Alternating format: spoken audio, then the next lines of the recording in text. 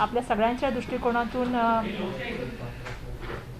येणारी 10वी आणि 12वीची परीक्षा ही किती महत्त्वपूर्ण आहे आपण सगळेच जण जाणता आणि म्हणून आज आपल्या सगळ्यांना शनिवारी सुद्धा आम्ही बोलवलं.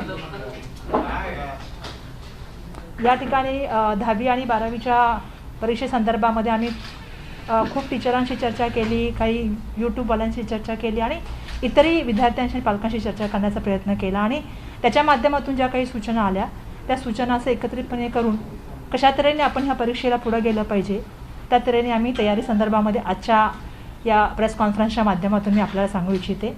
आणि याच्यामध्ये आपल्या पण काही सजेशन्स असतील तर बिलकुल आम्ही त्यासुद्धा ऐकून घ्यायला आम्ही तयार आहोत आणि त्या दृष्टिकोनातून आम्ही काम करणार आहोत. मला काही गोष्टीचे आज सांगायच्यात आपल्या सगळ्यांना. माझा आवाज येतोय ना? मला मास्क नाही. हां काढू मास्क काढू.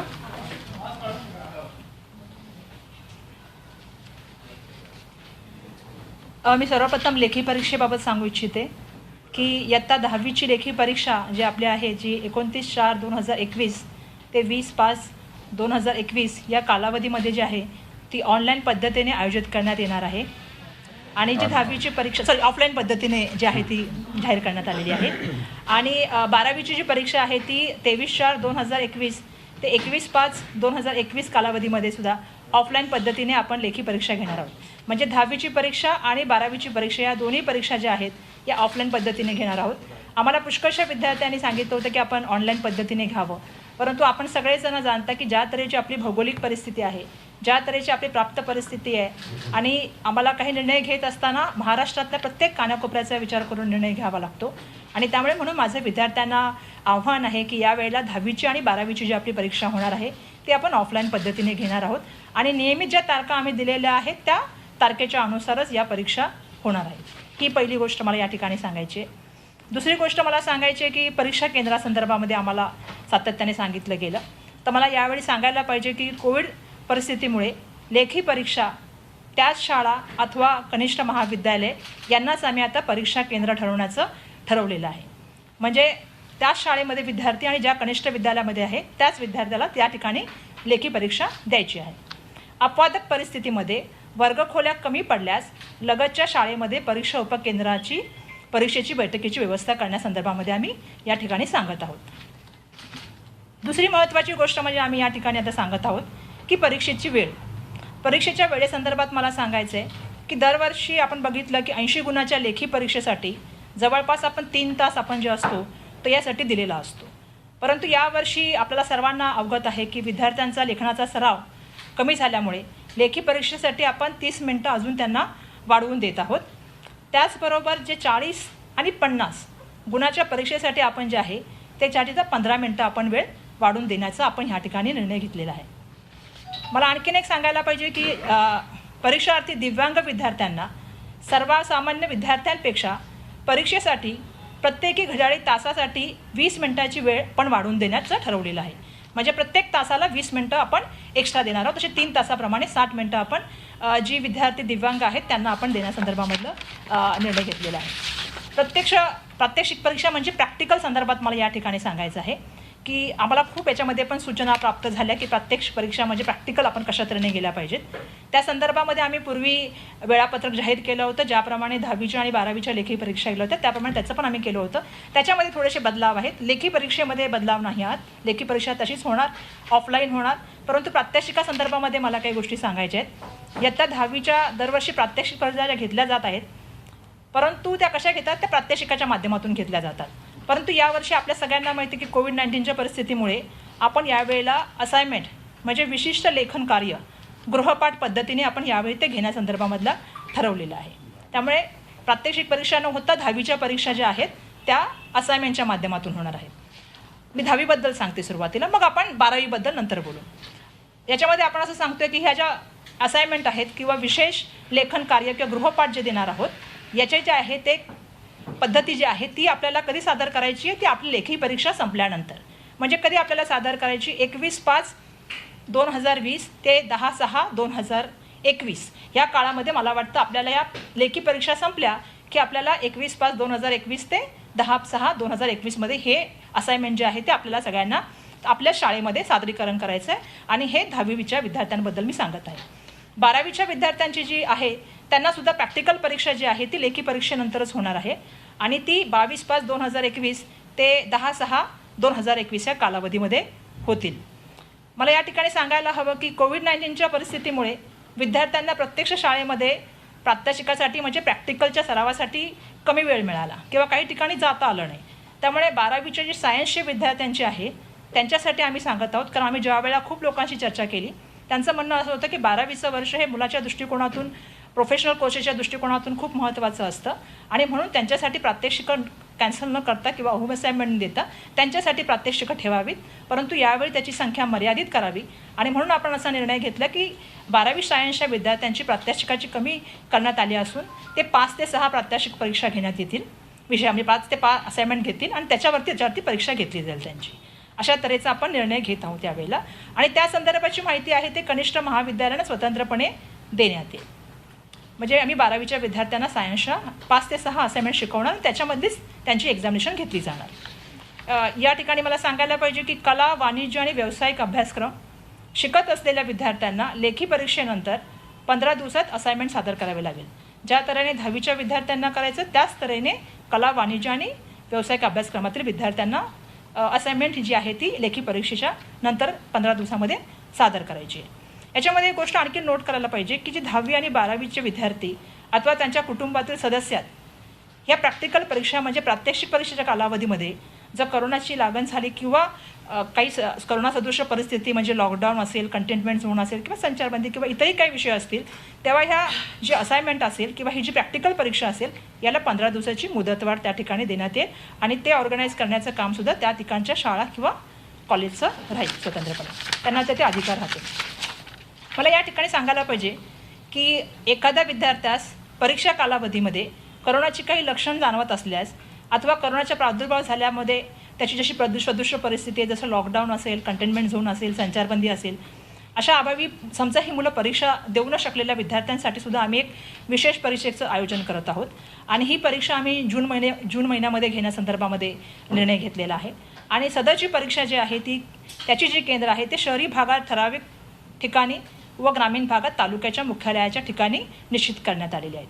म्हणजे जी आपली पहिली परीक्षा होईल ही प्रत्येक शाळेमध्ये आणि त्या महाविद्यालयात होईल, परंतु आपली ही जी विशेष परीक्षा आपण घेतो जी करोनाच्या बाबतीमध्ये झालेली मुलं असतील ज्यांना घरामध्ये असेल किंवा स्वतः करोना असेल किंवा त्या ठिकाणी लॉकडाऊन असेल किंवा अशी परिस्थिती असेल, अशासाठी विशेष परीक्षा आपण जूनमध्ये घेतो आहे. परंतु ही जी केंद्र आहेत ती काही ठराविक ठिकाणी शहरी भागामध्ये असतील आणि ग्रामीण भागामध्ये तालुक्याच्या मुख्यालयाच्या ठिकाणी असतील. पुरवणी परीक्षेच्या बाबतीमध्ये आम्ही सांगतो आहोत कारण त्याच्यानंतर तुम्हाला सर्वांना माहिती आहे की रिझल्ट आल्यानंतर आमची पुरवणी परीक्षा प्रत्येक वर्षी असते, ज्याच्यामध्ये श्रेणीवर्धन करायचं असेल, एटीकेटीचे विद्यार्थी असतात ते त्या परीक्षेला जे आहे ते परीक्षा देतात. अशा परीक्षा संदर्भात मी सांगू इच्छिते की परीक्षा मंडळामार्फत आयोजित केली जाणारी पुरवणी परीक्षा जी आहे आमची ती जुलै-ऑगस्टमध्ये आमची घेण्यात आमचा विचार आहे आणि जुलै-ऑगस्टमध्ये परीक्षा होत असताना ही परीक्षासुद्धा शहरी भागामध्ये काही ठराविक ठिकाणी व ग्रामीण भागामध्ये तालुक्याच्या मुख्यालया ठिकाणी आपण निश्चित करण्यासंदर्भामधला निर्णय घेतलेला आहे. सुरक्षा उपाय आपण सांगू इच्छिते मी की आम्ही काय काय उपाय सुरक्षेसाठी करत आहोत. यासाठी सगळ्यात महत्त्वाचं आहे की परीक्षेसंदर्भात शाळा, कनिष्ठ महाविद्यालय, केंद्र प्रमुख पर्यवेक्षक व अन्य बाबीसाठी स्वतंत्र सूचना आम्ही निर्गमित करणार आहोत, ज्या आता मला वाटतं उद्या आमच्या होतील. त्या व्यतिरिक्त कोविड-19 बाबत केंद्र सरकार व राज्य सरकारांची मार्गदर्शक सूचना स्वतंत्रपणे आपण निर्गमित करणार आहोत, ज्याच्यामध्ये कशा तऱ्हेने आपण पेपर लागल्यानंतर कसं ठेवलं पाहिजे, फिजिकल डिस्टन्स कसं ठेवलं पाहिजे आणि गर्दी न होता कसं आपल्याला हे ऑर्गनाईज करायचं या संदर्भामध्ये मार्गदर्शन सूचना ज्या आहेत त्या आम्ही देणार आहोत. त्या व्यतिरिक्त मला सांगायचं आहे की सर्व विद्यार्थ्यांना आणि आम्ही पालकांना या ठिकाणी मी आव्हान करू इच्छिते की राज्य मंडळाच्या अधिकृत संकेतावरील जे संकेतस्थळ आहे त्याच्यावरची जी माहिती आहे तीच अधिकृत समजण्यात यावी, ही माझी या ठिकाणी सर्वांनी आपण नम्र विनंती आहे की आपण ह्या गोष्टीची नोंद घ्यावी. कारण पुष्कळशा वेळेला पालक आणि विद्यार्थ्यांमध्ये खूप मोठ्या प्रमाणामध्ये आम्ही बघितलं की संभ्रमाचं वातावरण निर्माण होतं आणि अशा वेळेला माझी सर्वांना नम्र विनंती आहे की राज्य मंडळाचं जे आमचे अधिकृत जे आमचं संकेतस्थळ आहे त्याच्यावरतीचीच माहिती जी आहे ती आपण अधिकृत माहिती समजावी. कुठल्या 2 पॅराग्राफ? पहिला आम्ही सांगत आहोत की 10वीची जी आमची लेखी परीक्षा आहे ती 29/4/2021 ते 20/5/2021 या कालावधीमध्ये ऑफलाईन पद्धतीने आम्ही घेत आहोत. दुसरं आम्ही 12वीची जी परीक्षा आहे ती 23/4/2020 ते 21/5/2020 कालावधीमध्ये ऑफलाईन पद्धतीने घेत आहोत. म्हणजे मागे जे आम्ही टाईम टेबल दिले ते दोन्ही टाईम टेबल आम्ही तसंच ठेवत आहोत 10वी आणि 12वीच्या परीक्षेचं, आणि ते आम्ही ऑफलाईन पद्धतीने घेण्यासंदर्भामध्ये सांगत आहोत. दुसरं मी सांगितलं की परीक्षा केंद्रासंदर्भात मी सांगितलं की कोविड परिस्थितीमुळे लेखी परीक्षा ह्या त्याच शाळेत आणि त्याच कनिष्ठ महाविद्यालयात परीक्षा केंद्र म्हणून आम्ही ठेवण्यात येणार आहेत. आणि काही अपवादात्मक परिस्थिती झाली की समजा एखादा वर्गखोली कमी पडली तर अशा वेळेला या शाळांमधल्या परीक्षांसाठी आपण लगतच्या ज्या आहे शाळा त्यांना आपण उपकेंद्र म्हणून परीक्षेसाठी बैठकीची व्यवस्थापन करण्यासंदर्भात सांगत आहोत. मॅडम, काही पालकांनी मागणी केलेली आहे की विद्यार्थ्यांचे लसीकरण करावं. नाही, असं आहे की त्याच्या संदर्भामध्ये आपल्यालाही माहिती आहे की 10वीमध्ये जवळपास जर बघितलं तर मी आता माहिती पण घेत होते 13 लाखपेक्षा जास्त विद्यार्थी, मला वाटतं 12वीमध्ये 13 लाखपेक्षा जास्त विद्यार्थी आहेत आणि 10वीमध्ये मला वाटतं 16 लाखपेक्षा जास्त विद्यार्थी आहेत. त्यामुळे ते निर्णय घेताना आम्हाला खूप, पण आम्ही एक गोष्ट करण्यासाठी आम्ही आधीच सांगितलेलं आहे आणि माननीय मुख्य सचिवांशी सुद्धा माझी याविषयी चर्चा झालेली आहे की जे बोर्डाचे स्टाफ असतील किंवा आमचे जे शिक्षक असतील जे 10वी 12वीचे पेपर कंडक्ट करणार आहेत किंवा असाइनमेंटला जाणार आहेत त्यांचं आम्ही सांगत आहोत की त्यांना फ्रंटलाईन वर्कर म्हणून करण्यात यावं आणि त्यांच्या संदर्भामध्ये हा निर्णय घ्यावा की त्यांचं लसीकरण लवकर करण्यासंदर्भामध्ये. मॅडम, 25 मार्क करावे या संदर्भात चर्चा झाली होती, त्या संदर्भात काय झालं? नाही, तशी चर्चा कुठेच नव्हती आणि मी माहिती घेते म्हणजे बोर्डाचे डायरेक्टरसुद्धा संचालकसुद्धा माझ्याबरोबर आहे. तशा तऱ्हेची कुठलीही माहिती कसलीही चर्चा बोर्डामध्ये नव्हती. अचानक ती कोणीतरी केली होती आणि त्या तऱ्हेचं एक वेगळी माहिती आली होती आणि त्या संदर्भामध्ये मला वाटतं संचालकांनी अगोदरच सांगितलेले की अशा अफवांवरती, म्हणूनच मी नम्र आव्हान सगळ्यांना केले की जे आमचे संकेतस्थळ आहे त्या संकेतस्थळाला जे बोर्डाचं आहे त्याच्यावरच्या ज्या बातम्या येतील त्याच बातम्या आपण सगळ्यांनी खऱ्या समजूया.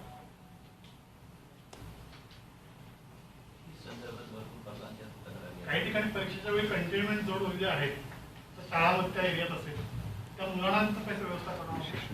नाही, आम्ही बघा आताच एक निर्णय घेतलेला आहे की ज्या ठिकाणी कंटेनमेंट झोन असेल किंवा क्वारंटाईन म्हणून शाळा वापरलीच असेल किंवा एखाद्या फॅमिलीमध्ये असेल अशा वेळेला एक तर आपण जी सुरुवातीला लेखी परीक्षा आपण ऑफलाईन सांगतोय तशाच तऱ्हेने आपण दुसरी परीक्षा जूनमध्ये विशेष परीक्षा घेतोय, तर त्या विद्यार्थ्यांना त्या परीक्षेला अपिअर होता येईल.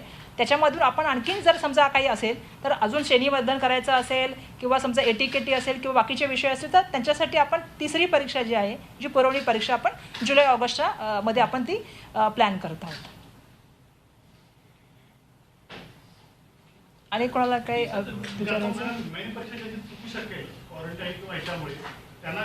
जूनमध्ये आपण विशेष परीक्षा करतोय. बिलकुल आपण विचार करतोय की कारण ही वेगळी परिस्थिती आहे आणि अशा असाधारण परिस्थितीमध्ये कुठलाही विद्यार्थी शाळेपासून किंवा शिक्षणापासून बाजूला राहणे किंवा परीक्षेपासून बाजूला राहणे, म्हणून आपण असा निर्णय घेतला की एक विशेष परीक्षासुद्धा घ्यायची आणि विशेष परीक्षेनंतर आपण त्यासाठी पुरवणी परीक्षासुद्धा घेतो ज्याच्यामध्ये ह्या विद्यार्थ्यांना तिसऱ्यांदा सुद्धा एक संधी मिळू शकेल. दुसऱ्यांदा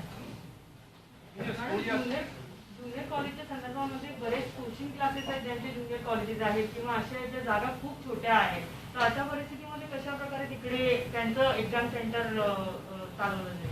नाही, सगळ्यात महत्त्वाची गोष्ट आहे की मी सुरुवातीलाच सांगितलं की अशा अपवादात्मक परिस्थितीमध्ये तिथल्या बाजूची जी शाळा किंवा एखादं केंद्र असेल त्यांना आपण उपकेंद्र म्हणून तिथे करणार आहोत. परंतु या परीक्षाची तयारी आम्ही बोर्डाला आधीच सांगितलेली आहे की त्या तऱ्हेने आपल्याला पूर्णपणे तयारी करायची आणि त्या तऱ्हेचं बोर्डाचं काम म्हणजे प्रत्येक विभागीय स्तरावरचं काम आता सातत्याने सुरू आहे. लोकलचे टाइम टेबल अजूनही पूर्णपणे ओपन झालेलं नाही आहे, त्यामुळे विद्यार्थ्यांना परीक्षेला जाताना काय अडचण आहे? अनेक विद्यार्थी लांबून जे प्रवास करणार आहेत. नाही, बिलकुल त्याच्यासाठी मी एक सांगू इच्छिते की त्यासाठी आम्ही जसं मी सांगितलं की माननीय मुख्य सचिवांशी माझी त्याविषयी सुद्धा चर्चा झाली आणि आम्ही त्यांना सांगितलं की मुलांचं हॉल तिकीट जे असेल ते हॉल तिकीटच यावेळेला आपण जे आहे ते आपण समजावं आणि त्या तऱ्हेची आमची त्यांच्याशी चर्चा झालेली आहे की जेणेकरून मुलं आणि त्यांचे पालक सोडायला येणार त्यांना आपण व्यवस्थापन रेल्वेच्या माध्यमातून कसं करता येईल ते आम्ही त्यांना ऑलरेडी सांगितलेलं आहे. त्या संदर्भामध्ये आम्ही निर्णय घेऊ. परंतु आज मला हे सांगायचं आहे की पुष्कळशा मुलांमध्ये एक संभ्रमाचं वातावरण आहे, पालकांमध्ये एक तणावाचं वातावरण आहे आणि मला असं सांगायचं आहे की महाराष्ट्रामधली भौगोलिक परिस्थिती बघता आपल्याला ऑफलाईनच सगळ्या एक्झामिनेशन घ्याव्या लागतील, नाहीतर मुलं सगळे मला म्हणतात ऑनलाईन घ्या, पण परिस्थिती थोडी वेगळी आहे. म्हणून मी सुरुवातीलाच सांगितलं की आपण थोडी विचार केला पाहिजे आणि प्राप्त परिस्थितीमध्ये कोकण असेल किंवा विदर्भ असेल किंवा नंदुरबारसारखे दुर्गम एरिया असतील किंवा डोंगराळ असेल अशा ठिकाणी आपल्याला इंटरनेट कनेक्शनचं बाकीच्या गोष्टीमध्ये त्यावेळी मुलांवर काय परिस्थिती निर्माण होऊ शकेल, पॅनिकनेस काय निर्माण होईल, म्हणून आपण असा निर्णय घेतलेला आहे की यावेळी आपल्याला ऑफलाईनच परीक्षेसंदर्भामध्ये आम्ही खूप अभ्यास केला, खूप विद्यार्थ्यांनी मागणी केली आणि आम्ही त्याप्रमाणे जात आहोत आणि आम्ही पूर्णपणे त्याची तयारी करून या ठिकाणी आलेलो आहोत.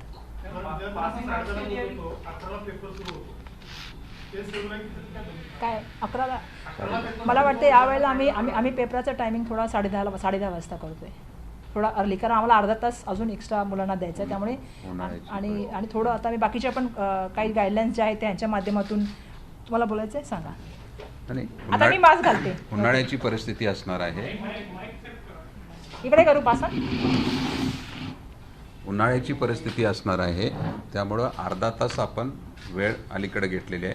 दरवेळी 11 वाजता होत होती ती आपण 10:30ला सुरू करणार आहोत. मैम पासिंग मार्क्स की जो डिमांड हो रही थी कि कुछ कम किया जाए, 35 से कम किया जाए। नहीं, पासिंग मार्क्स के लिए वही हम थोड़ी देर पहले उन्होंने मुझे सवाल पूछा था कि ऐसा कोई भी डिस्कशन नहीं हुआ है. हमने सिर्फ अभी इंटरनल मार्क्स के लिए पूरे तरह से स्कूल को जिम्मेदार रखा है और स्कूल को उसको कंडक्ट करना है जो स्कूल के इंटरनल है. पासिंग मार्क्स के लिए कोई भी चर्चा ऐसे बोर्ड में नहीं है, क्योंकि ये बोर्ड की एग्जामिनेशन है और इसको यूनिफॉर्म तरीके से और प्रॉपर तरीके से हमें रखना है. 35 ही रहेंगे, कम जी नहीं। जी. हां, अर्ध्या तासाचं म्हणजे मॅडमनी जसं आता आपल्याला सांगितलं की या कालावधीमध्ये मुलांचा लेखन सराव कमी झालेला आहे. त्यामुळं ऑर्डिनरी परिस्थितीमध्ये मुलांचं सराव परीक्षा होतात, चाचण्या होतात, त्यामुळे त्यांचा सराव राहतो.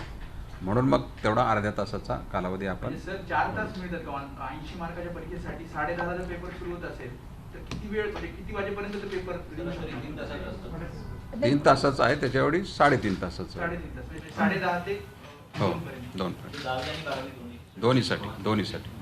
मॅडम काही पालक म्हणतात की आम्ही पैसे देऊ वॅक्सिनसाठी, तर तशा पद्धतीने मग अरेंजमेंट नाही, मी त्याच्या संदर्भामध्ये असं कोणी असेल तर मला अजून अशा काही सूचना प्राप्त झालेल्या नाही, पण नक्की असं काय तर मी विचारते. परंतु आम्ही सध्या तरी असं विचार केला की आपण शिक्षक आणि जे बोर्डाचे कर्मचारी त्यांना आपण फ्रंटलाईन म्हणून घ्यावं. तर मला वाटतं आपल्या सगळ्यांना न्यायालयानं असं म्हटलंय की जर ECBC आरक्षण मिळालं तर त्यांना EWS आरक्षण मिळणार नाही. नाही, हा विषय मला वाटतं माझा नाही आहे. परंतु तुमच्या मला एक गोष्ट या ठिकाणी सांगायची आहे की आपल्या सर्वांच्या आम्हाला सहकार्याची आवश्यकता आहे. मी या ठिकाणी ह्यासाठी नोंद करू इच्छिते या गोष्टीचं, कारण ही परिस्थिती मुलांसाठी वेगळी आहे, आमच्यासाठी वेगळी आहे, आपल्या सर्वांसाठी वेगळी परिस्थिती आहे.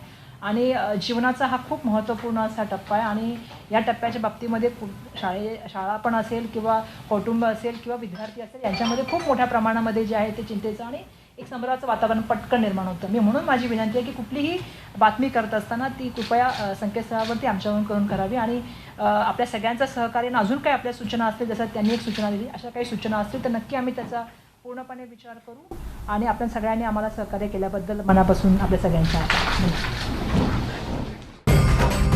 विठू माऊलीचा गजर म्हणजे